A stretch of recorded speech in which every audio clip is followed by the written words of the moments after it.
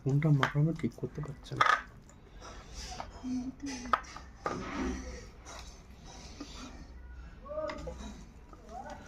আমার এই অবস্থা খুবই খারাপ আলু ভাতে। না গো, কালকে আমাদের চিকেন হয়েছিল আর আমার বান্ধবী দেখে খেয়েছে, তার জন্য সেও চিকেন দিয়েছিল। অনেক চিকেন হয়ে গেছিলো, তার জন্য সকাল পর্যন্ত যে খেয়েছি, ওই জন্য আলু ভাতে ভাত আর একটা লঙ্কা ভাজতে হবে। তুমি যখন ভাজি আমাকে তুলে দাও। ঝাল খাবে না বাবু।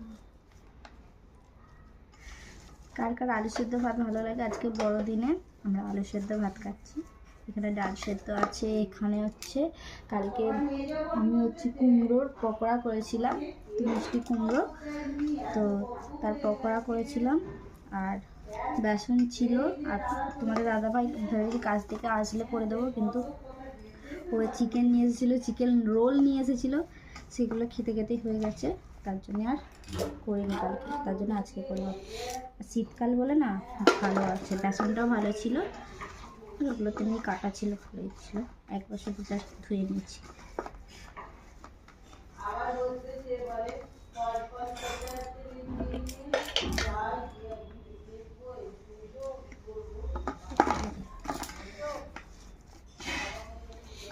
কারা কারা খাবে আমাদের বাড়ি জলদি চলে আসো।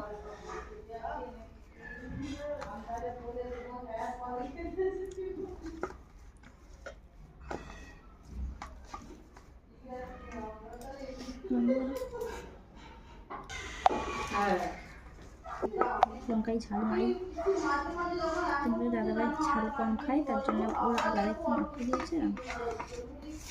আর ডাল সেদ্ধ, মুসুরির ডাল সেদ্ধ এটা।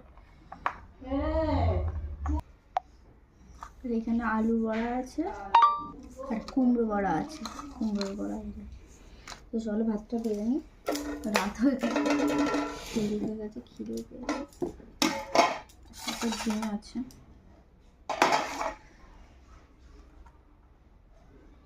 ভাতটা যে গলে গেছে।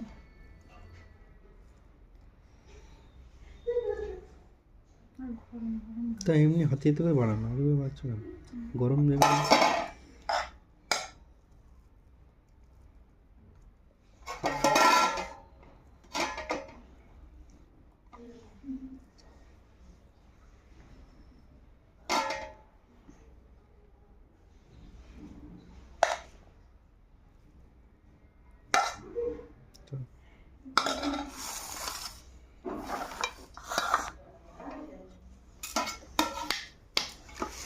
ডিম সিদ্ধ দিয়েছি, এটা হচ্ছে বাঙালির প্রিয় খাবার। কার কার ভালো লাগে অবশ্যই কমেন্ট করে জানাবে, ঠিক আছে? আমাদের তো দারুণ লাগে, তার জন্য করেছি। চলো খাওয়া দাওয়া করে নিই, আজকে দুপুরের এই মেনু।